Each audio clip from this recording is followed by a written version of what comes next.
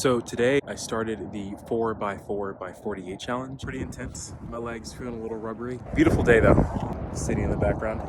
Looking good today, as always. We love you, New York.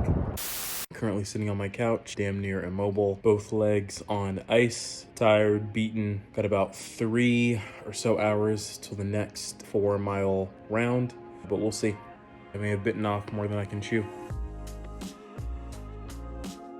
So last weekend, I decided to try my hand at the 4x4x48 challenge. This is basically a challenge where you try to move your body for 4 miles every 4 hours, every 48 hours. So for 2 days straight, you gotta do 4 miles of running, biking, jogging, walking.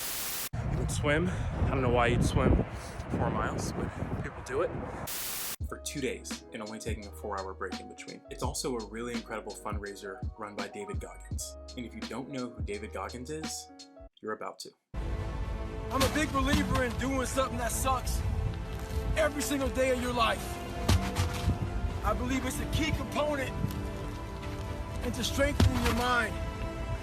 Every day you're trying to find more of what you're capable of. And that's the big question. What are you capable of? Stop doing the things that you do every day. You run every day, go swim.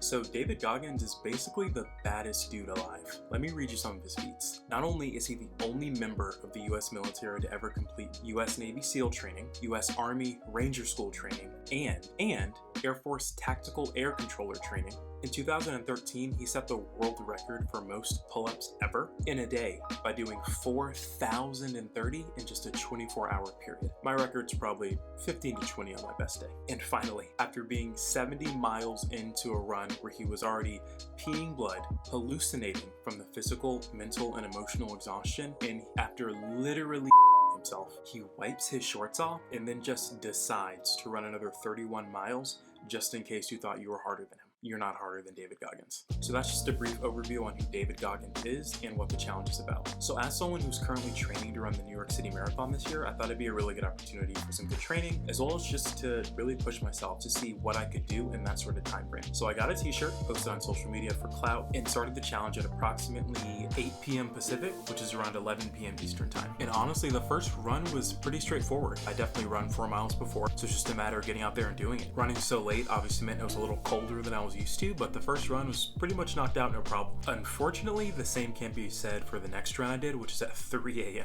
So as I said earlier, the 4x4x48 has to be done every single 4 hours, which meant that even though I started running at 11 p.m., I didn't even make it home until midnight. And then I only had about 2.5 to 2 hours and 45 minutes before I had to get up and get out there again at 3 a.m. to finish the next leg of the challenge. And I was so tired after getting basically no sleep, I had to switch to a bike just to complete this next leg of the challenge. I also continued to bike most of Saturday, which made the legs go by a little quicker and kept some of the strain off of my knees and legs. I wasn't at my most alert, and just staying awake honestly was the hardest part of the second leg. It was freezing this first night, and even with gloves on, I had to ball my fist up and rest them on the handlebars just to keep them any sort of warm. So imagine I'm biking down the streets of New York City at 3 in the morning, close to exhaustion, when I hear the sound of a truck right behind me. At first, I didn't freak out. Late night in New York City is when a lot of these trucks go to fulfill their deliveries because there's no one else on the road. So I thought nothing of it, he'll probably just pass me. Then I heard something else that made me think that this maybe wasn't a typical truck. So I turn around and it turns out it's this huge New York City street sweeper just sucking up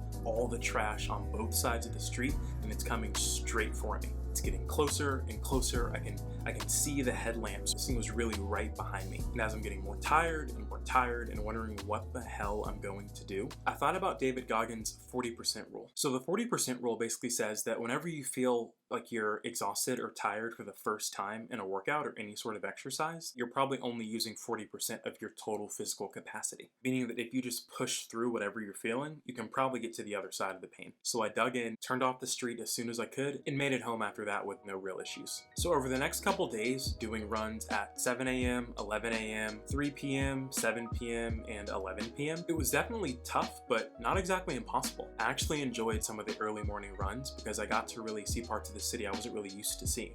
A 7 a.m. run was typically my excuse to go over to the east side to watch the sunrise, and any of my other daytime runs would typically take me to Central Park. This challenge was a really cool opportunity to just see so much of the city, especially now during COVID and all the lockdowns. So around my 7 p.m. run, I noticed things began to get a little tough. I had never really worked out at this sort of capacity, so my in-between recovery period started to feel shorter and shorter because I just couldn't get back to normal after expending all of my energy for these 4-mile rides.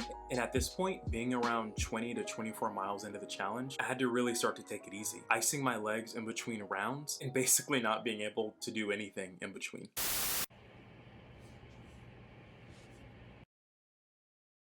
It's currently 8 o'clock.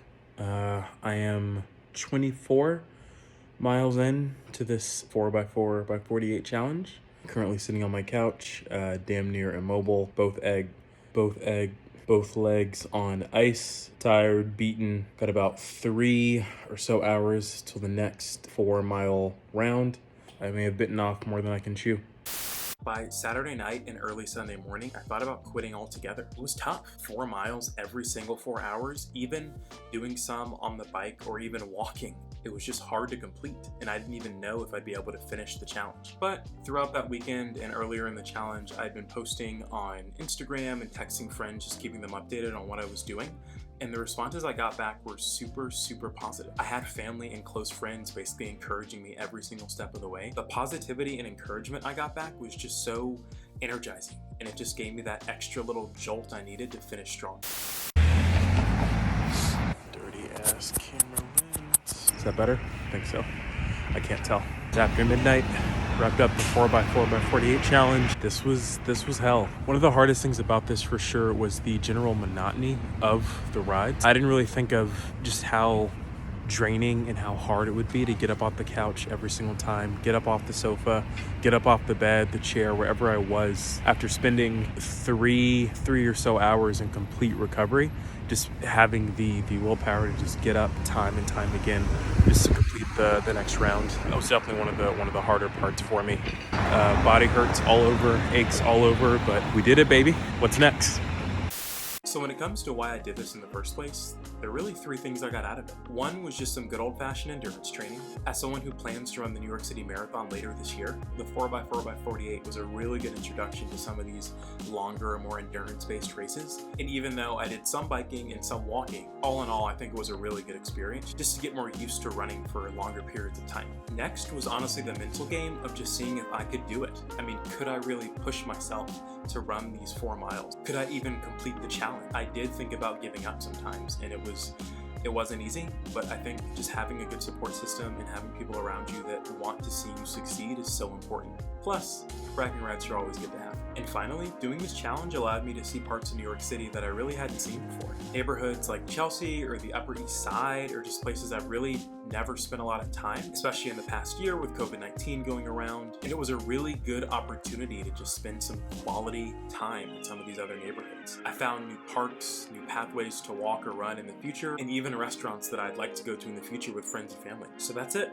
That's the challenge. I mean, it was super tough, but 52 miles later, I'm really glad I did it. And if you'd like to do it, you can definitely see more information about the challenge, as well as David Goggins, on his website that's tagged below. If you'd also like to donate to the cause or any of the charities related to David Goggins, I posted links to those in the description as well. And this is my first video, so if you could like, comment, and subscribe to the channel, it would really mean a lot to me and help the channel grow as well. So again, thank you so much for listening, and I'll catch you next time.